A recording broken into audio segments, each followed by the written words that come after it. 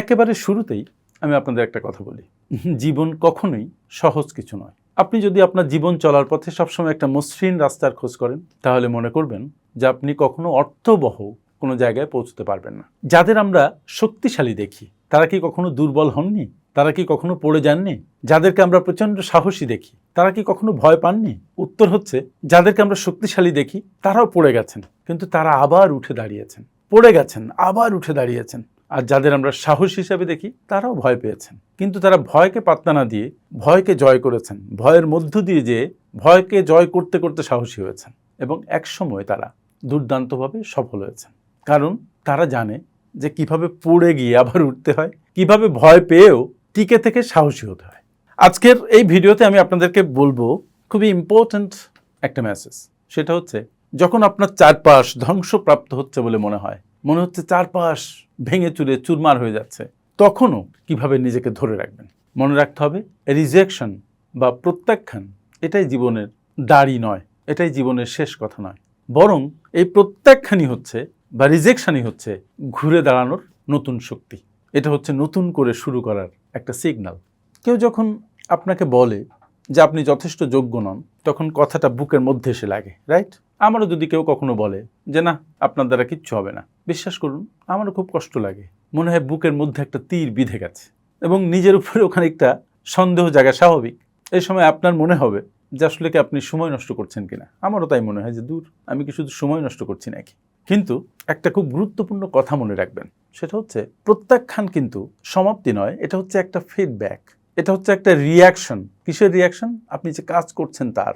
এবং এই রিয়াকশন মনে রাখতে হবে যে সবসময় যে সুন্দর সুন্দর কথায় ভরপুর হবে, সুন্দর সুন্দর মোড়ক দিয়ে মোড়ানো থাকবে, এটা তেমন নয়। এটা তীর্যক ও নিন্দনীয় বাক্যে পরিপূর্ণ হতে পারে, আপনাকে দগ্ধ করতে পারে, আপনাকে বিদীর্ণ করতে পারে। পৃথিবীর যত মানুষ দেখছেন না অনেক বড় হয়েছে, তারা জীবনে বহুবার প্রত্যাখ্যাত হয়েছে। আমরা জ্যাকমার কথা জানি যে ওনাকে KFCও চাকরি দেয় নাই। 18 জন অ্যাপ্লাই করেছিল, 17 জন চাকরি পেয়েছিল, জ্যাকমা পায়নি। উনি যদি ওখানে থেমে যেতেন, তাহলে আজকে জ্যাকমাকে আমরা চিনতাম না। তাই বুঝতে হবে যে প্রত্যাখ্যান কিন্তু কোনো দাড়ি নয়, এটা হচ্ছে একটা কমা। কমার পরে আবার চলতে হয়। এটা আপনার গল্পের শেষ নয়, এটা হচ্ছে একটা বিরতি, একটা পজ। প্রত্যেকটি প্রত্যাখ্যান আপনাকে দুটো বিকল্প দেয়। একটা হচ্ছে যে আপনি হেরে যেতে পারেন, ফিরে যেতে পারেন বাড়ি, আবার আগের অবস্থানে যে কুঁকড়ে বসে থাকতে পারেন। আরেকটা বিকল্প হচ্ছে আপনি হার মানবেন না, হার না মানতে পারেন। প্রত্যাখ্যান আপনার কাছে কিছুই না। আপনি যদি মনে করেন যে শত প্রত্যাখ্যান আসুক, আই ডোন্ট কেয়ার, যখন আমি প্রত্যাখ্যাত হব তখন আমি আরও নতুন উদ্যমে বিজয়ের দিকে চলতে শুরু করব। মনে রাখবেন, অবহেলিত হওয়ার মধ্যেও একটা শক্তি আছে। কেউ যখন আপনার উপরে বিশ্বাস রাখে না, আপনার উপরে নজর রাখে না, তখন ভিতরে ভিতরে আপনি কিন্তু একটা সুযোগ পেয়ে যান। কি জানেন সেটা? নিজেকে তৈরি করার, নিজেকে গড়ার, নিজেকে ভেঙে চুরে নতুন দক্ষতায়, নতুন উচ্চতায় নিয়ে যাওয়ার। আমরা সেই সুযোগটা নেই না, বরং আমরা কমফোর্ট জোনের মধ্যে ঢুকে পড়ি। That's same. ব্যর্থতা বা চাপের মুখে আমাদের সহজাত যে প্রতিক্রিয়া হয় সেটা কি? সেটা হচ্ছে আমরা ব্যথায় কুঁকড়ে যাই। আমরা মনোযোগ দেই কষ্টের উপরে, ব্যথার উপরে। কে আমাকে খারাপ কথা বললো, কে আমাকে নিন্দা করলো, সেই সব শব্দগুলোর উপরে মনে মনে দুঃখ পাই। যে ব্যথা আপনি পান, সেই ব্যথা খুব চিৎকার করে কাঁদতে কাঁদতে আপনার কাছে মনোযোগ দাবি করে, আর আপনিও মনোযোগ দেন। কিন্তু যদি আপনি শুধু আপনার ব্যথার দিকেই মনোযোগ দেন, তাহলে ব্যথা বাড়তে থাকবে, আর আপনার যেখানে পৌঁছানোর কথা, যেদিকে আপনি যেতে চান, সেই পথটা অন্ধকার হতে থাকবে, আপনার দৃষ্টি থেকে হারিয়ে যাবে।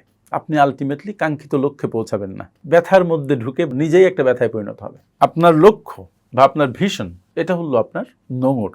যখন সমুদ্রের বুকে ঢেউ আছড়ে পড়ে, নৌকাটা নোঙর করা থাকে, তখন নৌকাটা ডুলতে থাকে, কিন্তু ছুটে অন্যদিকে চলে যায় না, নোঙর তাকে শক্ত করে রাখে। ঠিক যদি আপনার জীবনে লক্ষ্য থাকে, আপনার জীবনে যদি জ্বলন্ত একটা উদ্দেশ্য থাকে, সেটা নোঙরের মতো আপনাকে আটকে রাখবে, আপনাকে দিগ্ভ্রান্ত হতে দিবে না, আপনাকে স্থানচ্যুত হতে দিবে না, আপনাকে পেছনে ফিরতে দিবে না, সামনে এগিয়ে যেতে আপনাকে হেল্প করবে, আপনাকে পথ দেখাবে। এই সিম্পলি ইউটিউবিং করতে যেয়ে আমার বেশ কষ্ট হয়েছে। এই কয়েক বছর আমি হাজার হাজার ভিডিও তৈরি করেছি। আমার ইউটিউব চ্যানেল ফিনফ্যাক্টস 1,85,000 ফলোয়ার সহ গায়েব হয়ে গেছে। ইউটিউব কর্তৃপক্ষ কমিউনিটি রুল ভায়োলেট করেছি বিধায় আমার ইউটিউব চ্যানেলটিকে ডিলিট করে দিয়েছে। আমি রিকোয়েস্ট করেও ফেরত পাইনি। আমি জানি না কি আমি ভায়োলেট করেছিলাম, তারপরও আমি আর নতুন করে কথা না বলতে পারতাম। কিন্তু সাথে সাথে আমি দুটো ইউটিউব চ্যানেল খুলেছি, ফিনফ্যাক্টস অ্যান্ড ফাইন্যান্স মেন্টর। যদিও আমার এই দুটো ইউটিউবের কোনোটাই এখনো 1 লাখ ফলোয়ার অতিক্রম করতে পারেনি, কাছাকাছি গেছে, কিন্তু আমি কিন্তু হাল ছেড়ে দেইনি।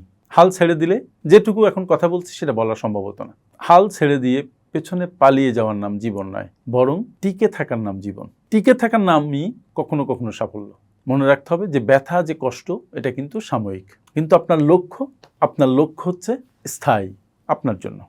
সফলতা নিয়ে আমরা সবাই কথা বলতে অনেক ভালোবাসি, সফল মানুষদেরকে দেখে আমরা আনন্দিত হই, কিন্তু এই সফলতার বীজ বপন করা হয়েছিল কখন জানেন? আপনার জীবনের সেই কঠিনতম দিনগুলোতে, আপনার জীবনের সেই ব্যর্থ দিনগুলোতে, আপনি যখন কষ্টে নুয়ে পড়েছিলেন, আপনি যখন ব্যর্থতাকে বারবার এমব্রেস করে সামনে এগিয়ে যাচ্ছিলেন, তখনই আপনি মূলত সফলতার জন্য তৈরি হচ্ছিলেন। এজন্য আল্লাহ যখন কাউকে কিছু দান করেন, তিনি সমস্যার আবর্তে আল্লাহর সেই উপহারটাকে মুড়িয়ে বান্দার কাছে পাঠিয়ে দেন।